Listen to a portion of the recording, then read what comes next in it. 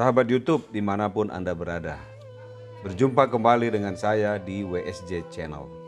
Kali ini saya ingin membahas salah satu topik yang sangat penting, utamanya bagi kalangan umat Islam, yang itu tentang tidak menunaikan haji berarti tidaklah Muslim. Ini sebuah renungan, di mana saya yakin jika Anda mendengarkan paparan saya sampai tuntas, maka Anda akan menarik nafas panjang dan langsung akan take action untuk menyelamatkan diri dan orang-orang di sekitar Anda. Tentu banyak di antara Anda yang bingung, bahkan tidak setuju dengan pernyataan saya, bahwa jika Anda belum menunaikan ibadah haji, maka sejatinya Anda tidak menjadi seorang Muslim. Betul nggak? Anda perlu tahu ini, karena kelihatannya sepele, tapi ini adalah sesuatu yang akan menentukan akhir hidup Anda nanti, dan menjadi salah satu pertanyaan besar yang harus Anda jawab di Yaumil Mahsyar nanti. Mengapa Anda tidak menunaikan haji? Apakah benar Anda seorang Islam? Begini saudaraku, coba kita urai secara perlahan dan dengan penggambaran logika yang sangat sederhana. Bagi umat Islam, bahkan sejak di SD pun kita sudah tahu bahwa rukun Islam ada 5, bukan? 1, bersahadat. 2, menunaikan sholat wajib 5 waktu. 3, berpuasa. 4, membayar zakat. Dan 5, menunaikan haji bagi yang mampu. Kalau ada hari ini orang Islam yang tidak hafal 5 rukun Islam tersebut, wah, terlalu. Coba ajarkan lagi dan coba ingatkan lagi, agar mereka tidak tersesat ke jurang kekufuran dan kemurtadan nantinya. Nah, pertama-tama kita fokus dulu membahas tentang makna kata rukun. Apa itu makna kata rukun?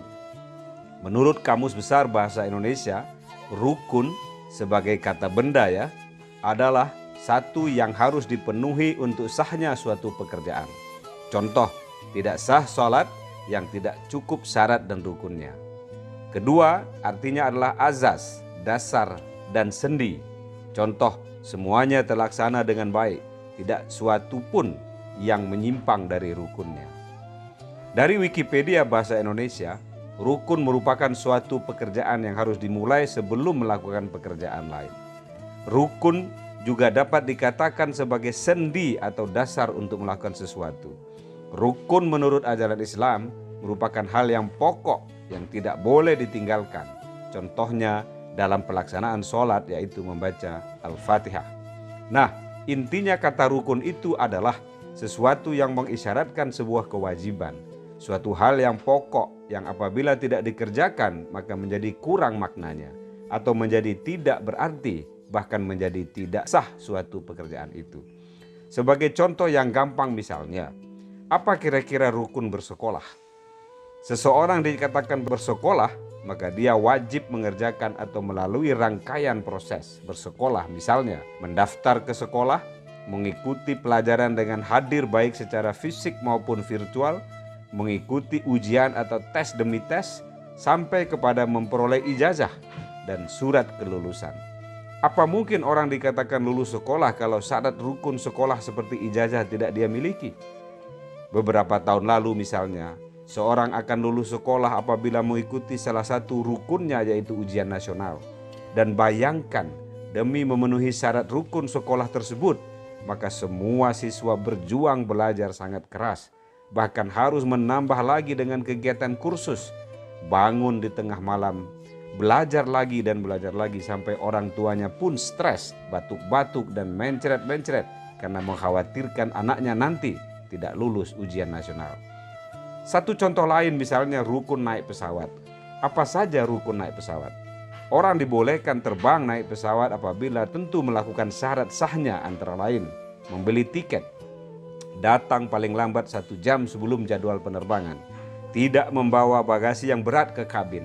Bahkan di zaman pandemi COVID ini ditambahkan lagi salah satu rukun terbarunya, yaitu menunjukkan hasil negatif tes swab antigen atau genose. Nah, demi berhasilnya naik pesawat, bayangkan orang rela untuk bangun lebih pagi, berangkat lebih pagi karena takut macet dan takut ditinggal oleh pesawat. Sampai titik ini saya ingin mengatakan bahwa orang-orang yang terlibat dengan 2 contoh di atas itu adalah orang-orang yang sangat paham dan menempatkan makna rukun itu sebagai makna yang semestinya. Dia sadar tentang apa yang harus dia lakukan. Dia mengerti konsekuensi logis jika dia tidak melakukan syarat rukun tersebut. Bahkan dia rela menambah energi, waktu, dan pikirannya demi mendapat status dan berhasil lolos sekolah dan berhasil naik pesawat seperti contoh tadi. Mari kita kembali ke masalah ibadah haji. Coba jujur kita menjawab dari diri kita masing-masing. Apakah sudah memahami dan menempatkan kata melaksanakan haji sebagai salah satu rukun Islam yang adalah sebagai kewajiban dan salah satu syarat mutlak agar kita dikatakan sebagai seorang Islam? Haji adalah rukun Islam. Sebagaimana firman Allah dalam Quran surat Ali Imran ayat 97. Di sana terdapat ayat-ayat yang jelas dan ada makom Ibrahim. Barang siapa yang memasukinya, amanlah dia. Hanya untuk Allah lah kewajiban haji atas manusia, yaitu bagi yang mampu melakukan perjalanan besar. Dan barang siapa yang kafir, sesungguhnya Allah Maha Kaya dari seluruh semesta. Lalu diriwayatkan oleh Al-Imam Sa'id bin Masyur dalam Sunan dari sahabat Umar bin Al-Khattab radhiyallahu an. Beliau berkata, "Sungguh aku bertekad mengirim pasukan ke penjuru dunia untuk memantau orang-orang yang mempunyai kelapangan harta namun tidak mau berhaji dan menarik upeti dari mereka. Mereka bukan orang Islam." Juga diriwayatkan pula dari sahabat Ali bin Abi Thalib radhiyallahu anhu. Beliau berkata, barang siapa yang mampu berhaji namun tidak mau menunaikan, maka tidaklah ia meninggal dunia melainkan dalam keadaan Yahudi atau Nasrani. Ngeri-ngeri sedap bukan? Firman Allah dan hadis di atas. Lalu bagaimana reaksi spontan dari Anda untuk membela diri? Kan rukun Islam berhaji itu bagi yang mampu. Kalau tidak mampu tidak wajib kan? Begitu kira-kira kan kita membela diri. Nah sekarang mari kita renungkan. Apa makna yang mampu di dalam rukun berhaji sebagai satu syarat sebagai orang Islam? Mampu dalam hal ini adalah 3 makna. Yang pertama mampu secara fisik. Yang kedua mampu secara materi. Dan yang ketiga mampu secara pikiran. Secara pikiran inilah yang ingin saya katakan. Anda harus berpikir bahwa tidak ada yang menghalangi kita untuk berangkat haji untuk menunaikan rukun Islam selain adalah betul-betul tidak mampu, baik secara fisik maupun secara materi. Tetapi jika pikiran Anda cenderung mengabaikan, cenderung meremehkan dan cenderung mengatakan haji kan bagi yang mampu. Ingat dengan ayat dan hadis-hadis di atas yang sudah kita sampaikan bahwa Anda tidak dikatakan seorang Islam, melainkan Anda nanti akan mati dalam keadaan Yahudi atau Nasrani. Yang kedua, mampu secara materi. Bagaimana Anda mengatakan bahwa Anda tidak mampu secara materi untuk membayar hanya 30-40 juta untuk haji biasa, bahkan haji reguler sekitar 100-125 juta. Padahal di dunia ini Anda membeli rumah, padahal Anda membeli kendaraan, mobil, motor, padahal Anda memiliki perhiasan, padahal Anda memiliki tanah. Apakah rumah, perhiasan, kendaraan, tanah dan lain-lain itu adalah rukun kehidupan? Bukankah dengan mengontrak rumah kita juga masih bisa hidup? Bukankah dengan naik angkutan umum kita juga masih bisa berkendaraan? Ingat, rumah, tanah, mobil yang kita miliki atau harta-harta lain yang kita miliki bukanlah rukun kehidupan. Itu hanyalah perhiasan-perhiasan tambahan-tambahan yang kalaupun kita tinggalkan masih ada substitusi lain yang bisa kita dapatkan demi memenuhi kebutuhan kehidupan.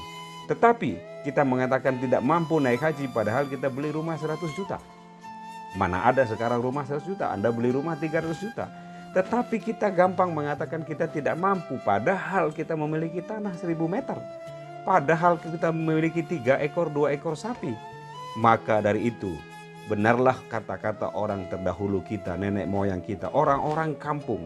Mereka rela menjual kerbau, menjual sapi, menjual kambing, menjual hartanya demi naik haji. Karena mereka tahu bahwa sejatinya rukun Islam adalah termasuk yang kelima, yaitu menunaikan ibadah haji. Dan mereka takut, mereka ngeri. Jika mereka tidak melakukan itu, maka mereka tidak akan menjadi bagian dari orang Islam di kemudian hari nanti. Dan yang ketiga, mampu secara fisik. Orang Indonesia punya kecenderungan naik haji nanti saja setelah berumur 60-70. Bukankah kita yang secara fisik lebih kuat adalah ketika muda? Dan kita menafikan kenyataan itu, malah kita mau pergi naik haji pada umur 60-70 yang notabene Anda sudah hampir tidak mampu secara fisik. Jadi ketika masih muda itulah kemampuan secara fisik Anda yang maksimal. Maka kenapa Anda menunda-nunda naik haji? Kenapa Anda menunda-nunda berangkat dan mendaftar haji? Apalagi sekarang di zaman yang sudah antri 15 tahun, 20 tahun. Saya yakin Anda harus berpikir ulang untuk melihat paradigma mampu, baik secara pikiran, baik secara fisik maupun secara materi.